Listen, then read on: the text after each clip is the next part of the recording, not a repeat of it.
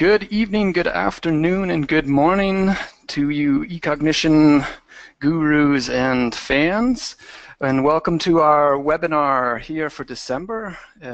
We have dubbed this one, What's New in eCognition 9.3, because just a few weeks ago we had the pleasure of releasing our new version of eCognition, and we hope to inform you on some of the highlights that this version 9.3 includes, and get you up to date on new features that are available to you within eCognition Developer.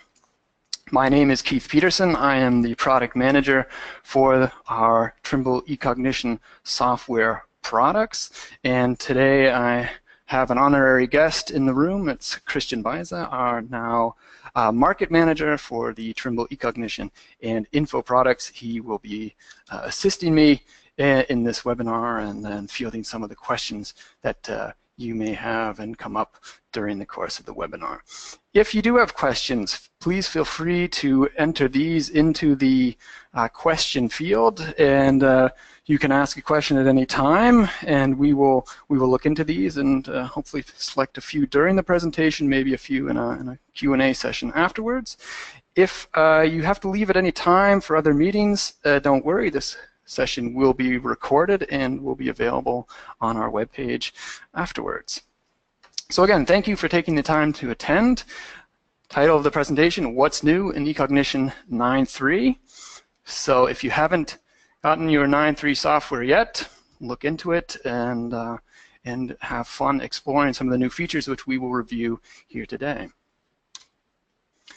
So for the eCognition suite version 9.3, we had several several primary motivating factors in our software updates and changes. First of all was the growing importance that we see in the industry of point cloud data. First of all, the growth of point cloud data integration into remote sensing workflows, as well as the oncoming devices here, new devices such as Geiger mode LiDAR, or new approaches in generating point clouds such as match-dense point clouds from photogrammetric sources.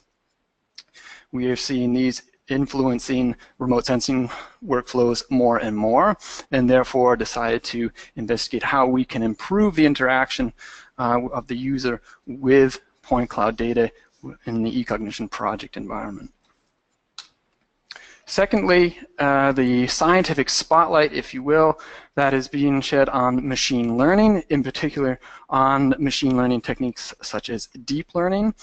This was very important for us. We saw that there is a widespread use of neural networks and deep learning classifiers in the industry, and we also recognize the high potential of these techniques to solve image analysis tasks faster and potentially more accurately within remote sensing workflows, and of course integrating these opportunities into eCognition was something that we were greatly interested in. And those are two of the pillars here behind version 9.3. In addition, some of our going into a little more detail about the highlights in 9.3. First of all, what we call advanced object-based point cloud analysis or analytics, again referring to the integration of point clouds into the analysis process. We've added several algorithms for automated point cloud classification, for instance, and in the handling of point clouds within eCognition. We are currently in the process of releasing several tutorials on the use of these algorithms in terms of point cloud-based change detection, terrain model generation, and basic land cover classification from point clouds. So, and when I say point clouds, I mean LAS files or LAZ files within eCognition. Those tutorials will be made available shortly in the eCognition community for free. They include rule sets as well as sample data to look at these topics. In this webinar today, we will take a look at the topic of terrain model generation from point clouds within eCognition.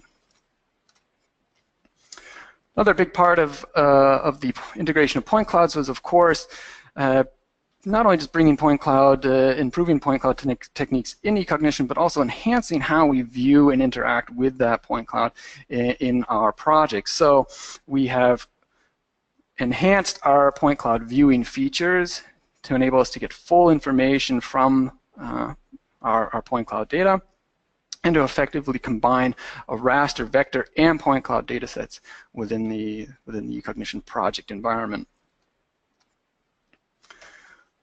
Thirdly here, what we call extended image analysis. We have been working very hard over the last year to integrate the Google TensorFlow library into eCognition. This is for the use of neural networks to detect patterns and correlations within our imagery. And again, trying to mimic, as we always do, how humans recognize features and objects within imagery. In addition, sometimes gets overshadowed by the deep learning aspects, but is also very interesting techniques that have been introduced into version 9.3 is new segmentation algorithms. These reflect the latest superpixel segmentation approaches and are also worth investigating when you have a chance. Finally, always striving to improve the usability of our software, and in version 9.3 we have focused on optimizing the readability of the software dialogues, windows, etc.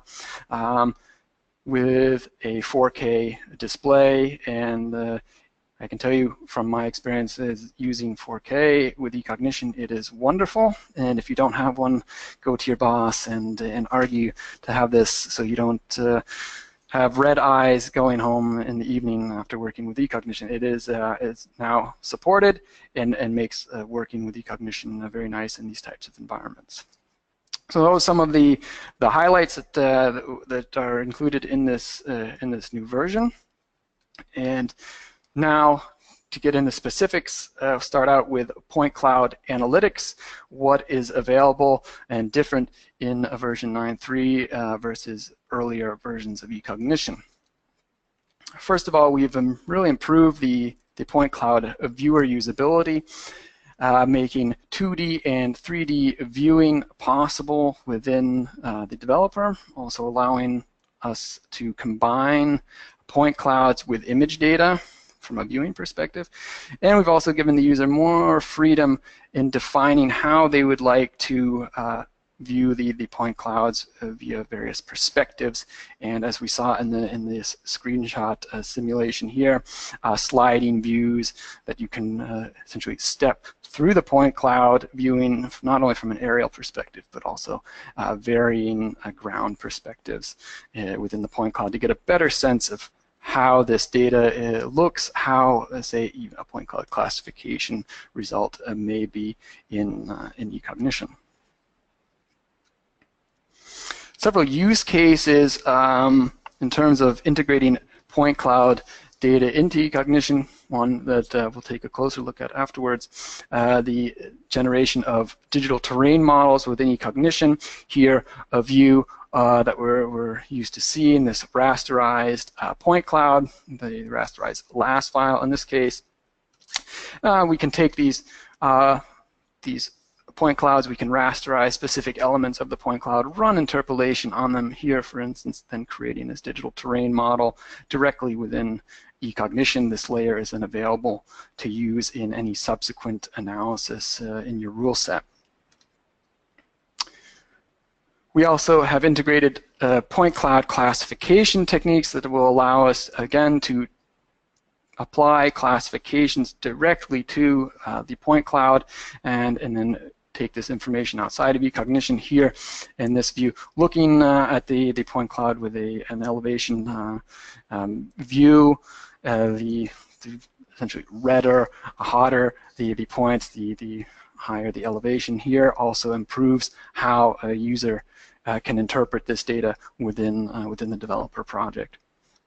And again, we can then apply classifications via traditional rule set classification techniques, or even automated point cloud classification tools within eCognition that will address classes such as ground, building, trees, as we see in this particular image, or even power lines and power poles. And as you can see in the screenshot on the right-hand side, this classification is physically applied to the points in our point cloud, and we can view this in the 3D viewer that is available within Developer.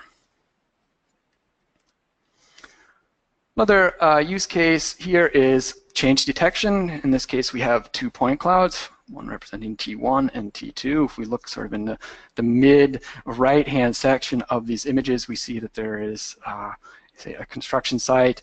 There's a change between these two data sets, and we can do this change detection directly within eCognition and apply it into our point cloud. So taking these information from the point cloud, we can, again, looking at the views here, this will really allow us to see the differences within the point cloud, and we see that there's some buildings and trees have been removed from this construction site in T2.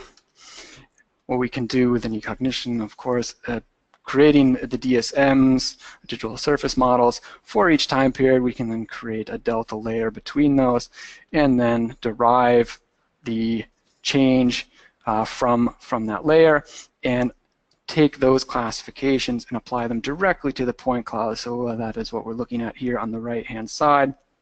We see that the green vegetation, these points, these are vegetated objects that have changed on this construction site, the trees that have been removed, and then the red, of course, represents buildings that have been removed from this particular construction site. So again, taking the change detection but applying it directly to our point cloud, we can then export a fully independent point cloud from eCognition that includes only the changed points in this instance.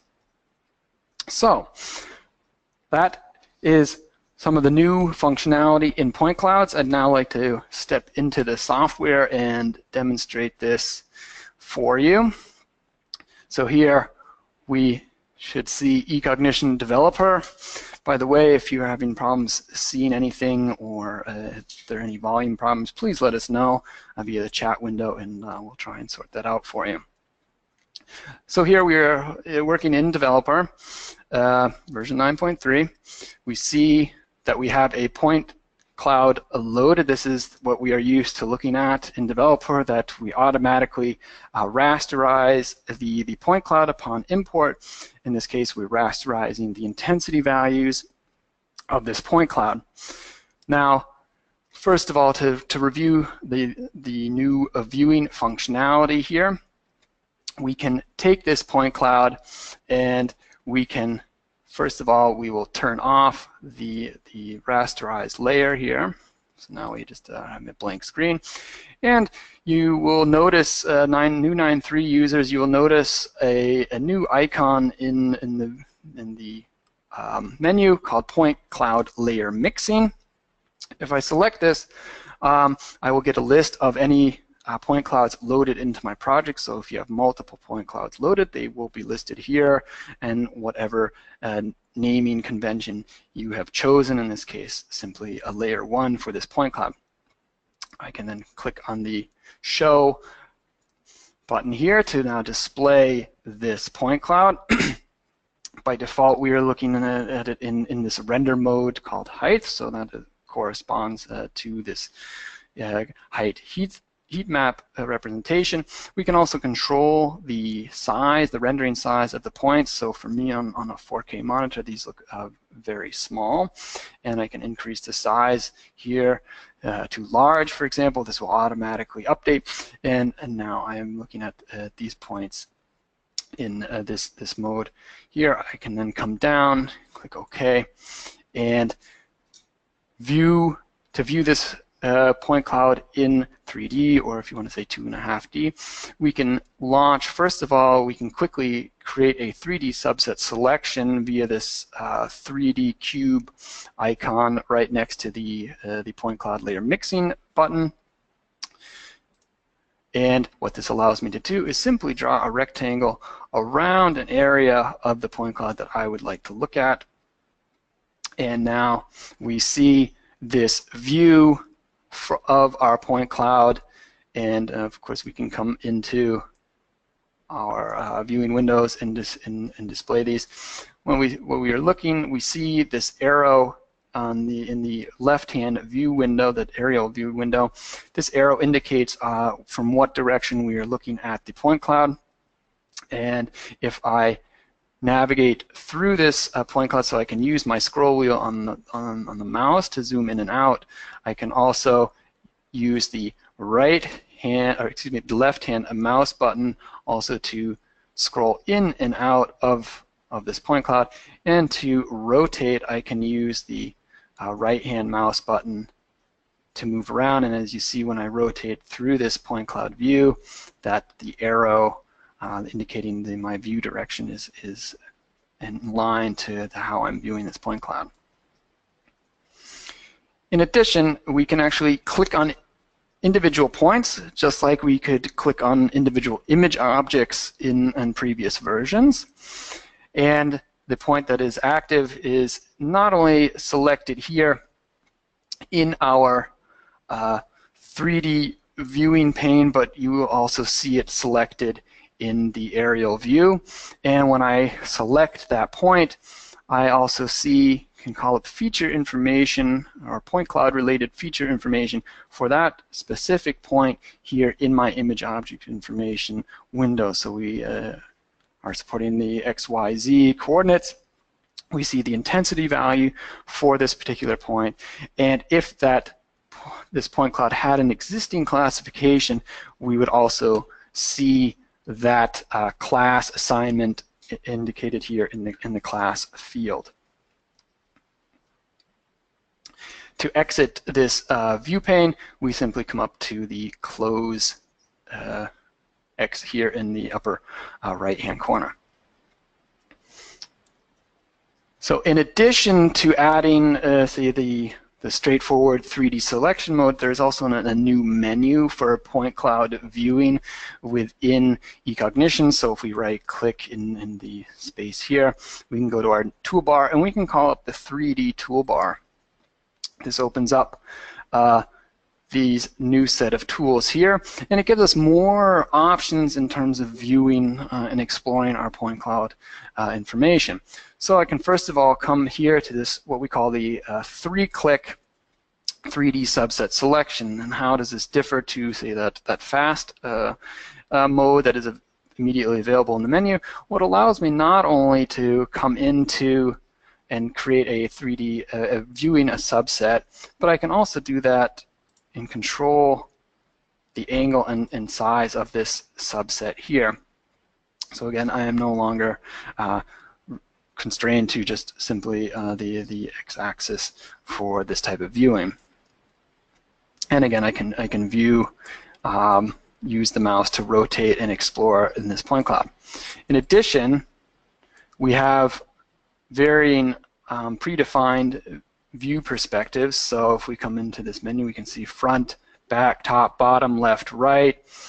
So if I choose to look at this from the left, it will automatically zoom to that angle. And by default, we also have are currently in the what we call the orthogonal perspective, or excuse me, a perspective. So we're looking at the vanishing point in terms of viewing here. We can change this view now to orthogonal and really just get a view coming straight on at this point cloud, and we could say step right through this street, or imagine being able to walk down a power line corridor and see how vegetation is overlapping or potentially interfering with the power line itself. And it could be a very useful technique to explore such data.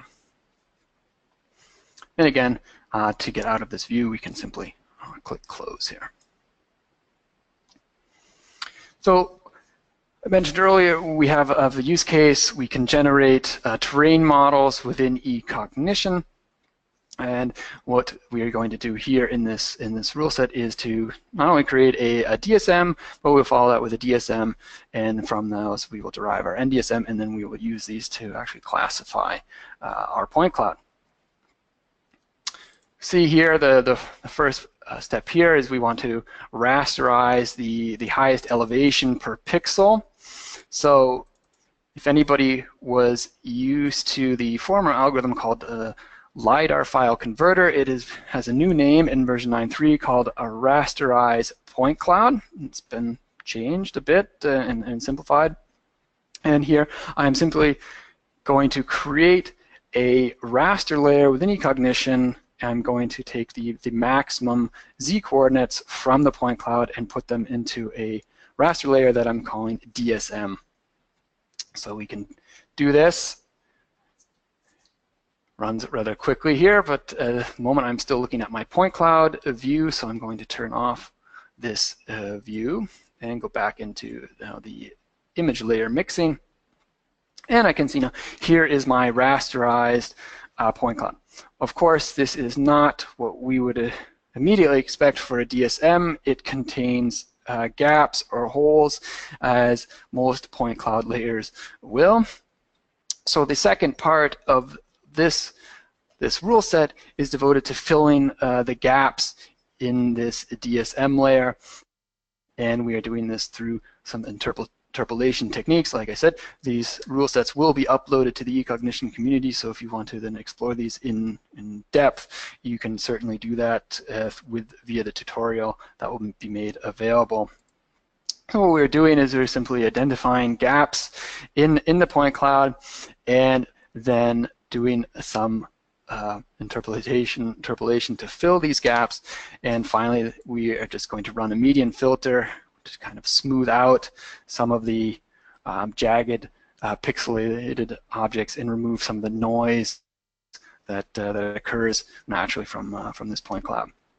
So we can see here that we now have a nice DSM.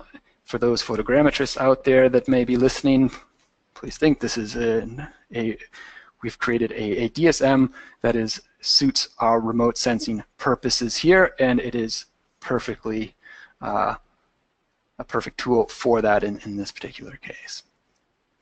The second step, we then look at creating a DTM using some similar approaches here. I will just run this.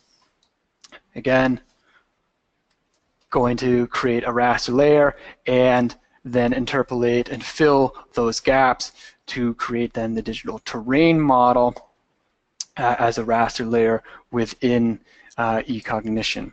So this will just take a few seconds to load. As we can see now, this is then the result.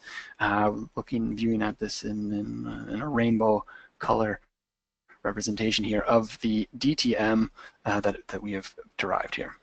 So now we have both a DTM and a DSM as layers within eCognition, and we can then come into this create NDSM chapter here for this normalized digital surface model. In here, this should be familiar territory for most of us working with elevation products within eCognition. We're back to using our layer arithmetics algorithm here, and we're simply going to subtract the DTM from the DSM to create this NDSM layer. So we can execute this, and this would then be the result of that. So again, essentially neutralizing the values of ground points within our layer, and really getting then the true above ground elevation values for any elevated objects in the landscape. Next step here, we're going to look at now classifying our point cloud. So what are we doing here? Well, we're using an assign class algorithm here.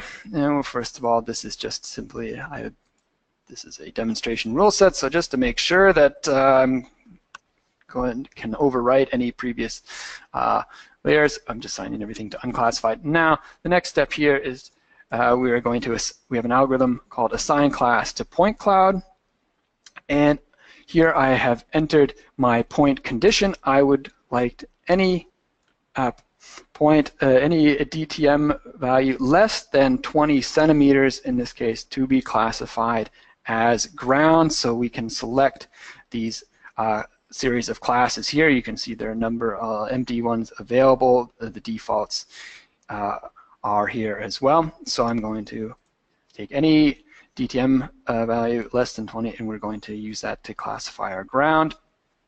And I'll just run this algorithm as well. And we'll turn on our viewing pane here.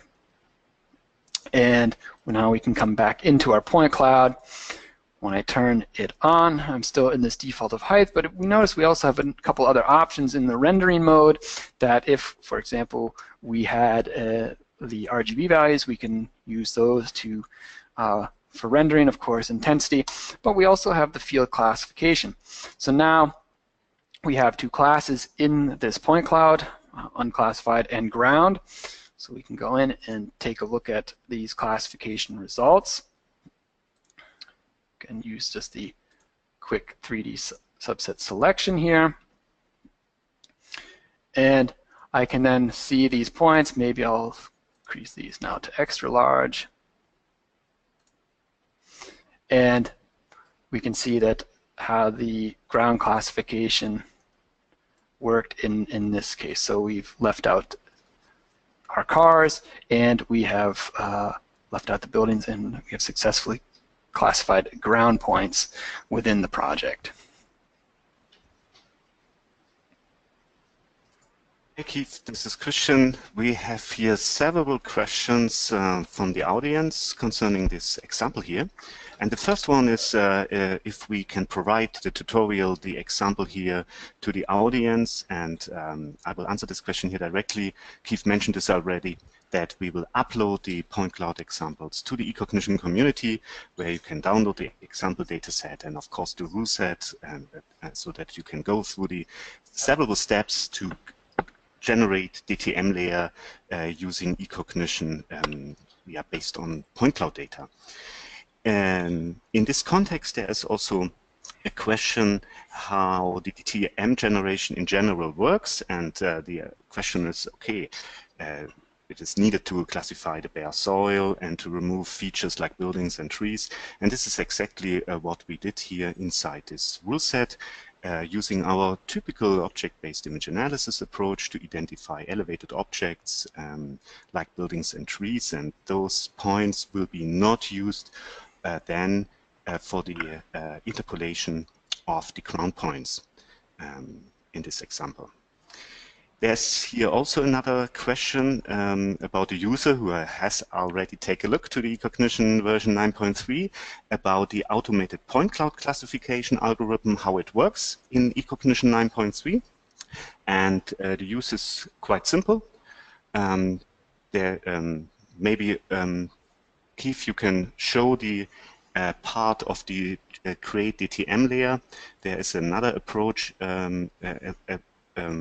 written, classify ground objects, and there you see later on the new algorithm. It's called automated point cloud classification. That's the first rule inside this part. If you open this and you see there's a new algorithm, automated point cloud classification, where you can insert the input layer and where you can then define which classes has to be used for ground, buildings, poles, vegetation, and power lines. And this algorithm runs fully automatically. That means you have two ways to doing this job in eCognition to classify point clouds or the ground, using the classical object-based image analysis way or the automated point cloud classification. The automated point cloud classification works quite well, but there are reasons or regions where it doesn't work so good, and that's the reason why the combination of automated approaches with our knowledge-based, object-based image analysis approach makes a lot of sense. Correct. So again, an automated point cloud classification algorithm is going to be much more dependent on the quality of the particular point cloud that you've loaded into eCognition. So if you have a point cloud that is not very good, the chances are that the automated classification of that point cloud will not be very representative. That is why we include both of these methods within eCognition, so you can take advantage of, again, as Christian stated, traditional rule set based classification methods in terms of customizing the classification of the point cloud, as well as having the option to run an automatic point cloud classifier, which based on some of my experience has worked very well. Even on older point clouds, older LiDAR data sets, I still had a very high success rate with the automated classification results. If there are no more questions on the point cloud tools now available in 9.3, I would move on in our demonstration to investigating the second key motivating factor here in version 9.3, and that is to take a closer look at the use of deep learning or the integration of deep learning into eCognition. So we can back out of this project.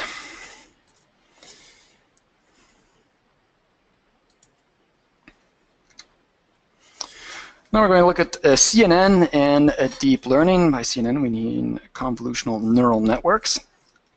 So first of all, an overview of convolutional neural networks. I do not consider myself an expert on this topic yet, so bear with me if there are experts in the audience, if I maybe have simplified this too much. First of all, how does it work? A CNN, it has many information layers that flow into it.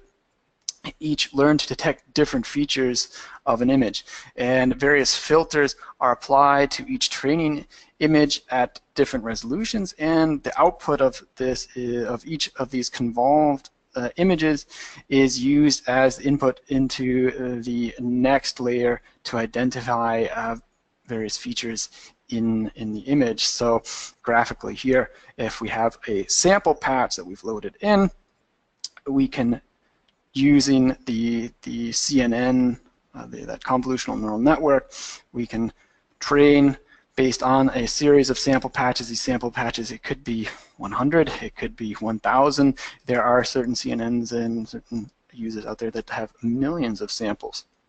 And from this, we derive what is called a heat map, and this gives us that indication from a scale of 0 to 1 if that object is found within the image. So in this case, that high value, 95% or 0.9 in this layer, would be a very strong match for this tree patch that we've loaded.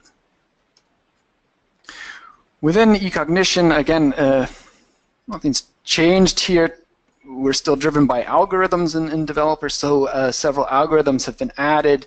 Several CNN algorithms have been added now to your software. For example, there are algorithms to automate the generation of sample patches. So again, CNNs typically involve lots of samples, and this enables the user, or prevents the user from having to sit down and physically click 1,000 samples for a manhole cover, for example. We can automate the sample patch generation within eCognition through a create samples algorithm. We also have algorithms to create the actual model, then to train the model. Once we have a trained model, we can then push our imagery through and apply this model to our images. So as we see in the diagram on the right-hand side, from this once we apply the model to our image, we then generate a heat map, and we can use this heat map for various classification and segmentation techniques within eCognition. So it's a wonderful integration of the CNN techniques with our existing strength in object-based change detection, and of course the automation that is available by creating and integrating everything into a rule set within eCognition. Finally, once we have these trained models, we can of course save them outside of eCognition and load them back into other projects for use to transfer the model to other project environments within eCognition. So I think we can dive right into the demonstration here.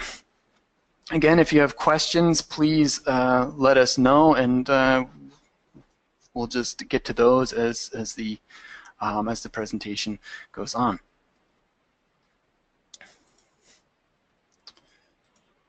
So here we see a developer project. We have an image loaded to this. It's a thematic map.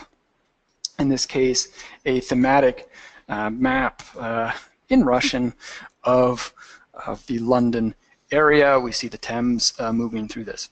The goal of this project will be to, and if I zoom in, we can give you a demonstration of what we will eventually be looking for.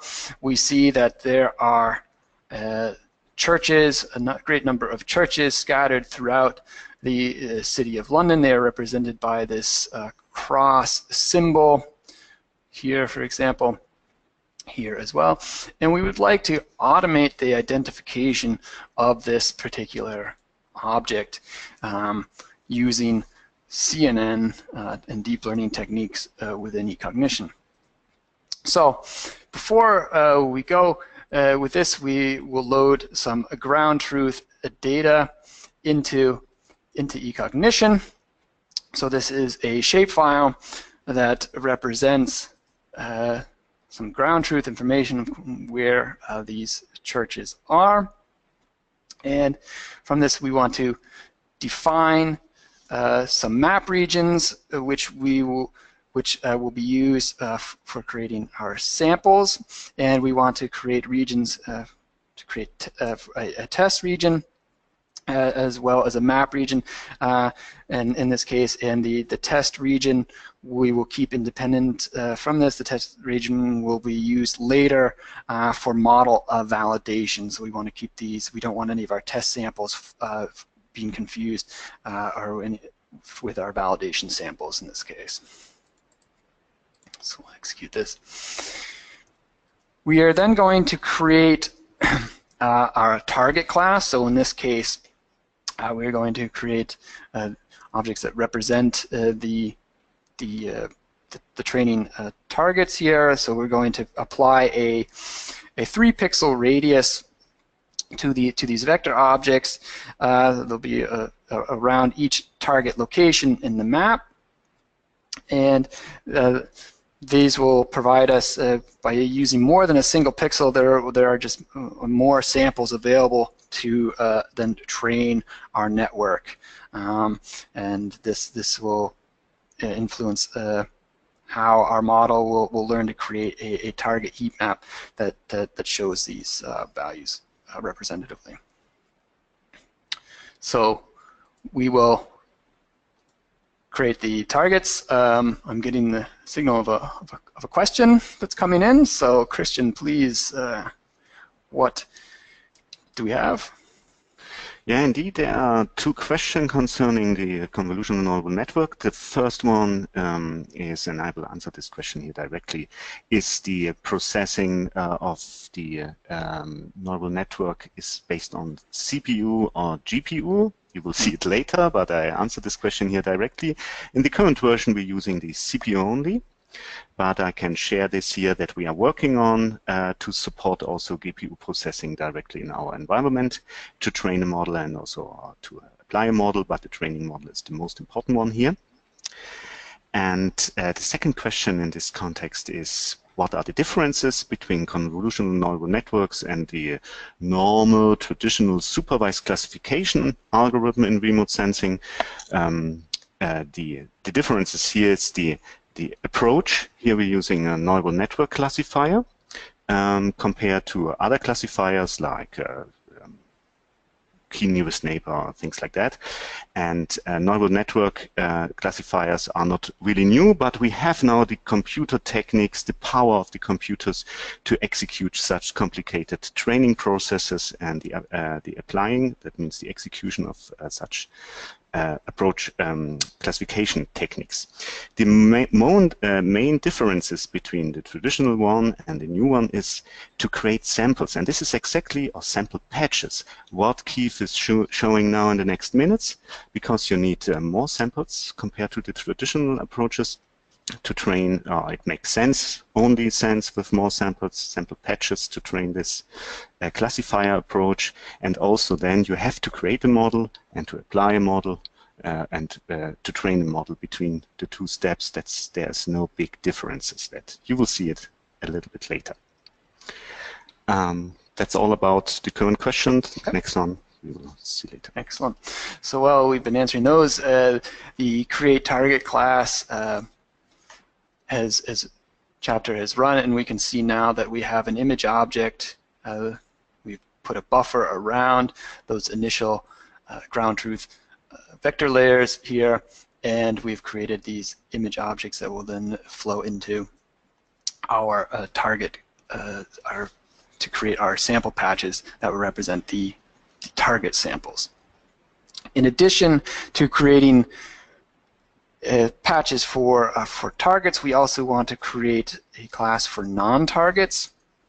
In this case, we're going to classify the dark areas of the map, since these have the highest potential for conflict with our church symbol, as it is also dark.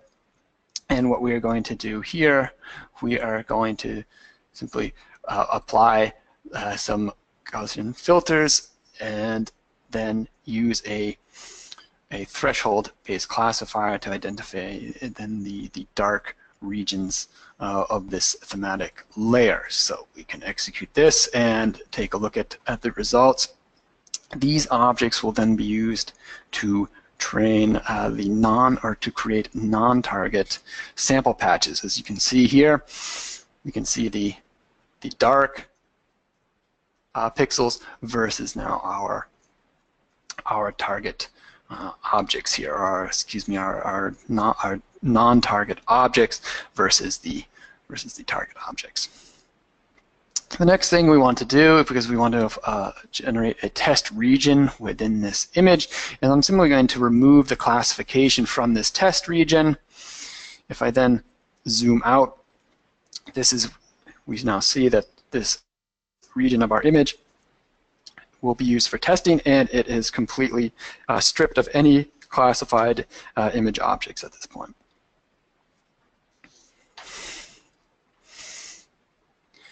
Finally, we are going to segment apply a chessboard segmentation to our objects here, our classified objects. This will use a chessboard size of 1, so to generate single pixel sized objects, which will then give us a greater number of sample patches in the next step. So we can execute this step as well. I should mention again that we have this tutorial for how to use convolutional neural networks within eCognition. It is a tutorial, and it is currently available in the eCognition community. So if you'd like to download this rule set, as well as the input image, it comes as a package, and we also include a step-by-step PDF, not only what processes we are running, but explaining also the background and the theoretical concepts of using these algorithms within eCognition. So that chessboard segmentation is run. If I now zoom back in, here we see that I now have a single object, or 1 pixel by 1 pixel object here in both the non-target and target classes. The next step would then be to create these sample objects. Because this takes a few minutes, I ran this ahead of time, but what we can certainly look at are the algorithms for CNN within eCognition, or for deep learning within eCognition. First of all, you will find them towards the bottom of the algorithm list. They are all identifiable through this network symbol, or find it looking like a spider web. These are all the algorithms that are involved in working with convolutional neural networks within eCognition. So what we have here, first of all, is an algorithm to generate labeled sample patches. In this case, we're going to create 8,000 sample patches for our target class. This is done randomly. We're randomly picking from all the pixels, so all these the single pixel objects from our image object domain. So in this case, we will randomly select a pixel classified as target and create a patch, a sample patch from this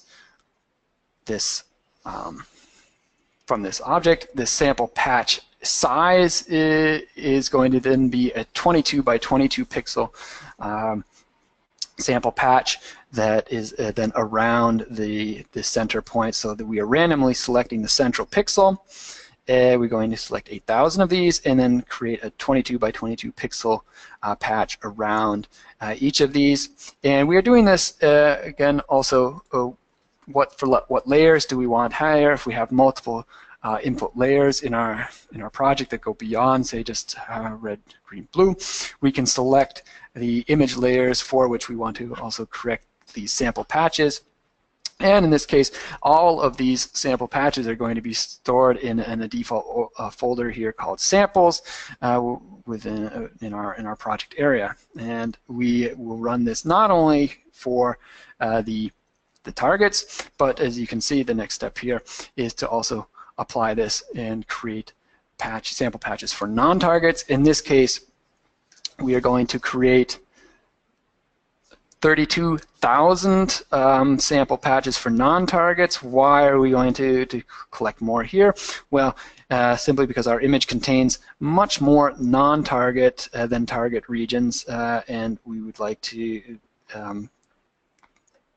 consider this when it comes to misclassifications to remove these problems.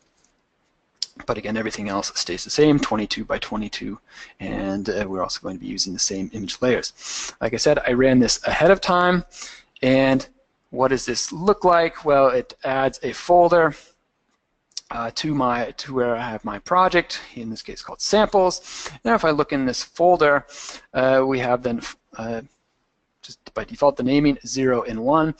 The folder called 0 corresponds then to the target. So you can see here that I have a lot of sample patches available corresponding to those church symbols. And then in folder 1, I then have all sorts of samples patches for non-target within the image.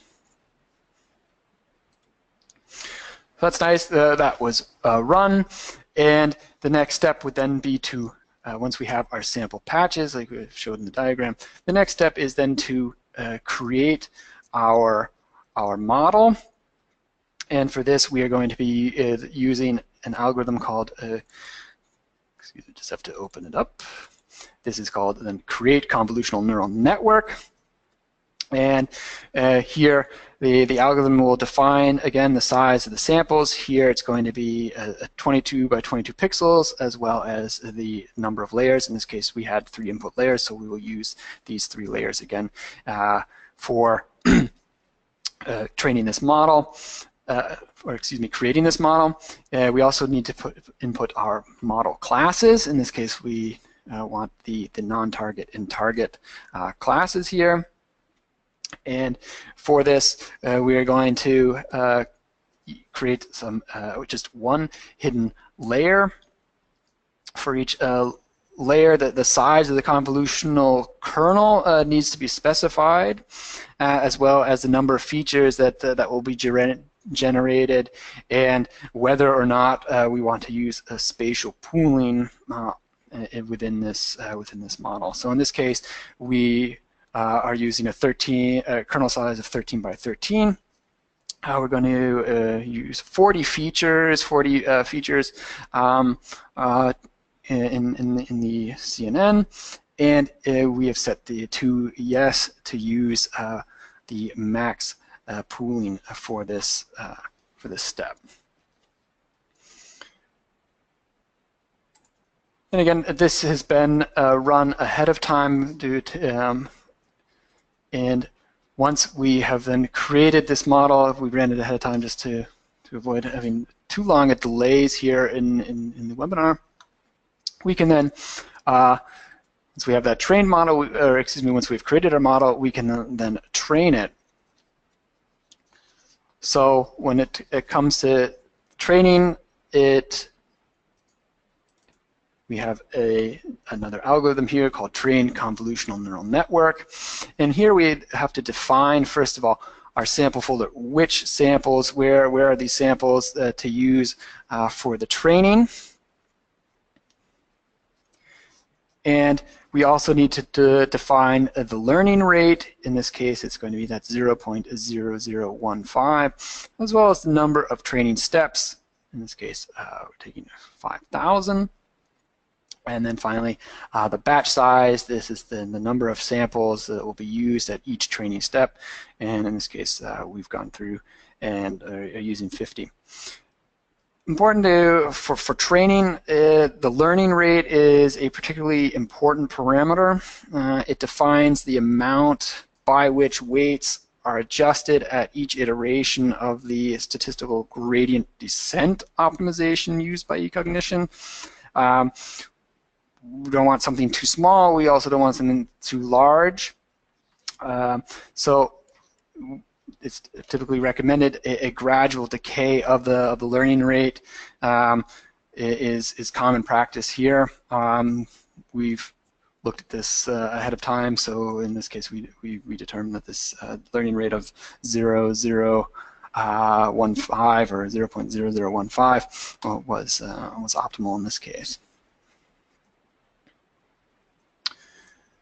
Once we have that the trained model, now we're ready to actually apply this apply this model, so we can push our imagery through the model. And you can see here again that there is an algorithm now called apply convolutional neural network. In this algorithm, we again need to select the image layers to use. So we continue to use our layers 1, 2, 3 here. And important also is for which class we want to create this target heat map. In this case, I'm not interested in a target heat map for all those non-targets. Well, I really just want to look at my targets. I want to find those churches. So we're going to create this target heat map for the class target. So we can run this whole section here. And while that's running, Christian, are there any more questions flowing in? Yeah, we have here indeed several questions. First one is more or less a general one. Why we're using here such an artificial image and not a typical remote sensing image to demonstrate the CNN capabilities in eCognition, and the reason why it's to simplify the whole approach and the learning curve here, to make it easier to understand how it works. To find the crosses is a very simple task, so that you have a clear understanding which steps here are really needed to create the sample patches, to create a model, and bottom line to train a model and apply a model. And that's the reason why we selected this example. Yes, of course, we had here several questions. The whole workflow, the whole ID, and the usage of the algorithm works on any kind of image data. That means image data from satellite systems or UAV systems, airborne systems, or simple pictures, whatever. That's hopefully more or less clear, and Keith explains the different steps which are needed to create samples and use those samples and input to train a model, to generate a model, and to apply a model in this context. There's also a question: is it possible to load a pre-trained network to the eCognition system? Yes.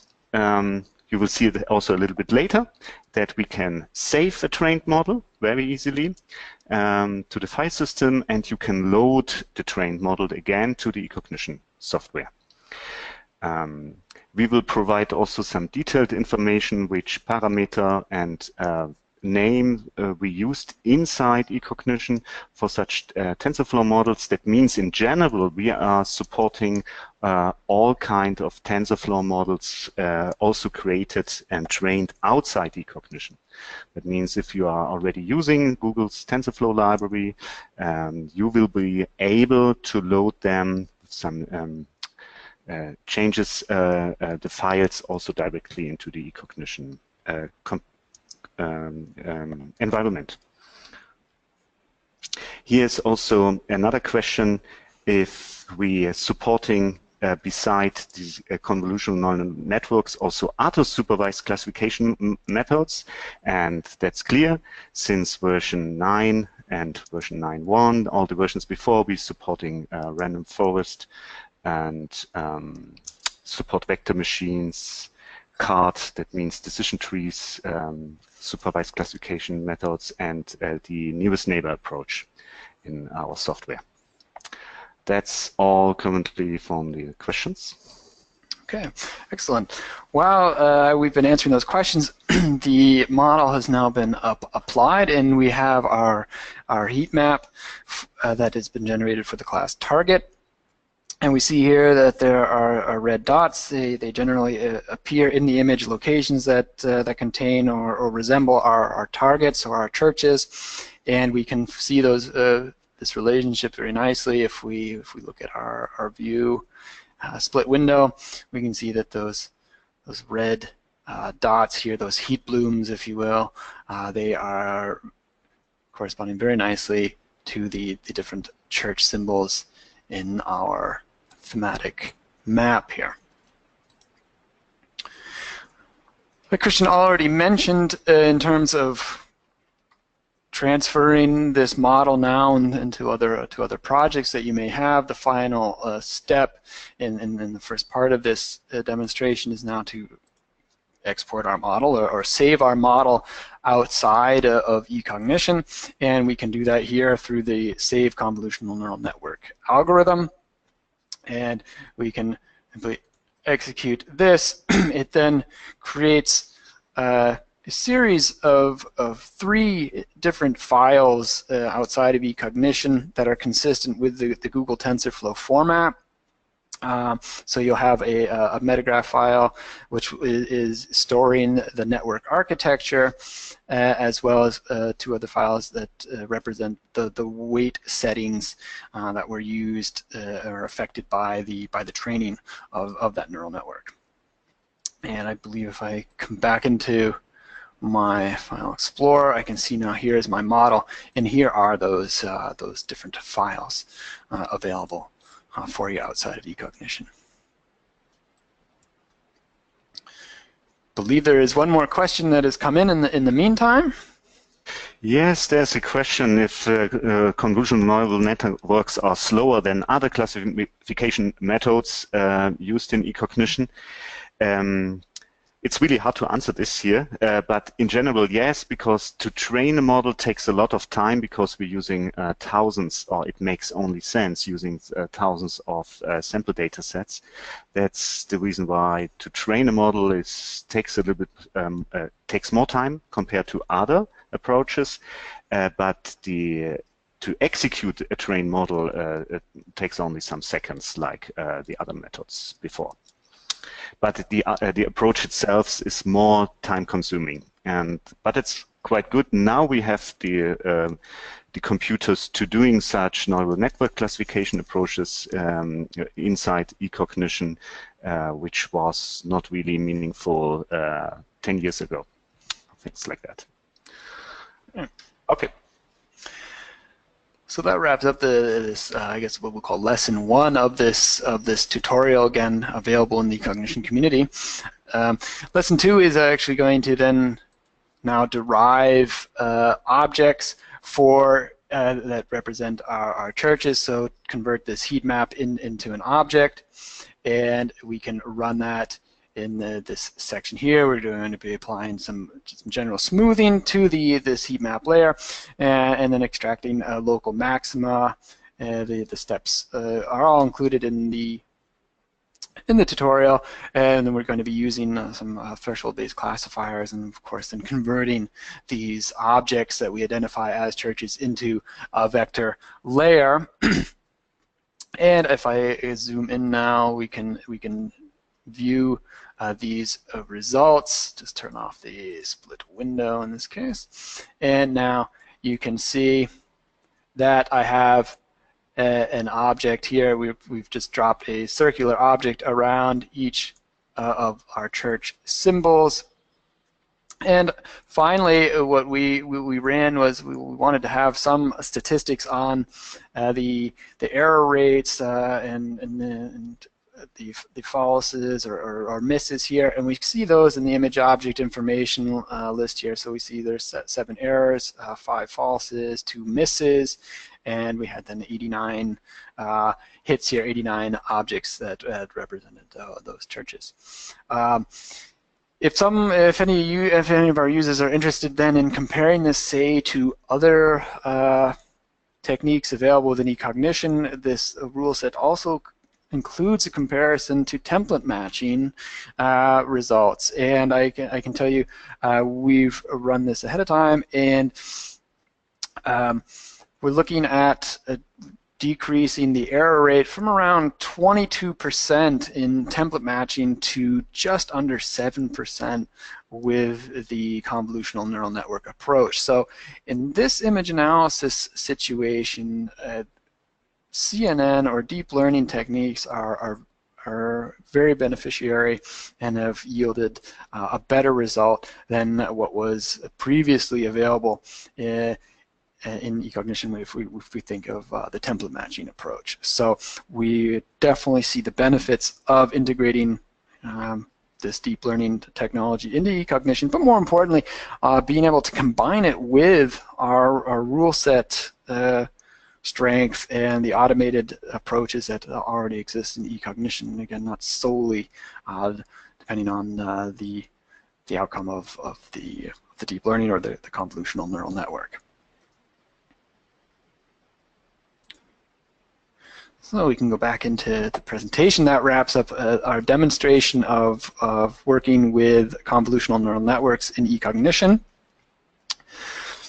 And it brings us to the end of our webinar. To summarize version 9.3, we have added, again, the 3D point cloud analytics, really improving how the user works with point clouds in form of the viewer, being able to understand what is going on in the image. And on top of that, we've added deep learning technology just to enable more robust and accurate analysis for a broader range of applications within eCognition. And I think we can field a few more questions before we have to stop for at least our evening here in Germany. Christian, has anything else come up? Yes, we have here several open questions. The first one, the question is for you. Is it possible to get a link to this webinar? That means is there a recording available after this webinar for all the audience, the participants? Sure.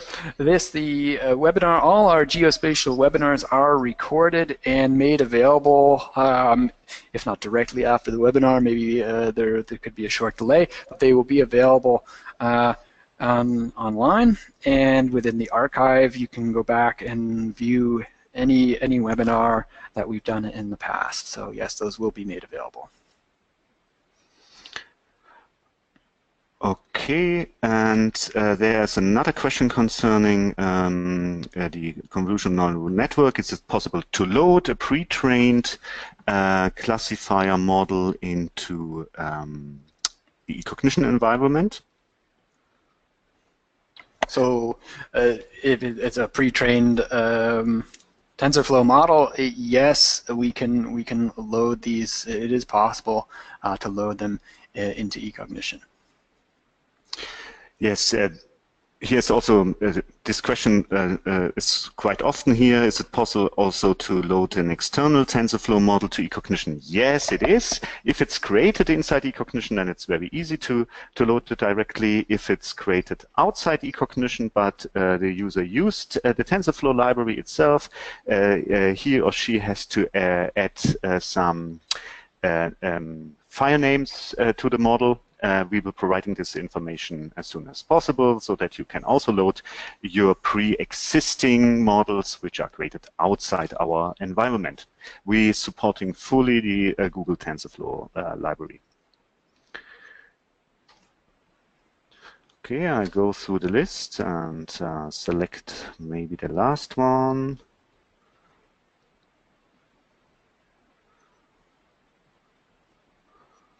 Okay, there are... Okay, that's all here from my list. Excellent. If anybody does have questions that pop up post-webinar, you can certainly let us know. You can contact myself directly here, my email address, or if you want also the help of eCognition support, please contact support@ecognition.com, and they would be more than willing to answer any questions that you may have in regards to the new software or certain features available within the software. That being said, thank you for listening and taking the time out of your day. I hope you enjoyed this webinar, and stay tuned for future webinars coming up in the new year. So everybody, happy holidays, and we will see you next year.